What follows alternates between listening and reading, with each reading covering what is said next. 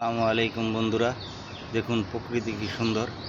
এই দেখুন এই গাছটা প্রায় পানি দেওয়া হয় না অনেক দিন যাবৎ, কিন্তু গাছটা এখন আবার এতদিন ভাবতাম গাছটা মারা গেছে, এখন দেখলাম না, আস্তে আস্তে গাছটা আবার ফুল ছাড়তেছে, ফুলের অভাব নেই, আবার পাতাও ছাড়তেছে।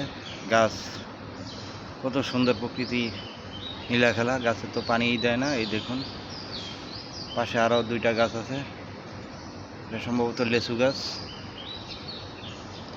তাই 14ই ফেব্রুয়ারির সামনে মহান বিশ্ব ভালোবাসা দিবস। আল্লাহরও একটা অশেষ রহমত আছে। দেখুন গাছে কি সুন্দর ফুল ধরেছে।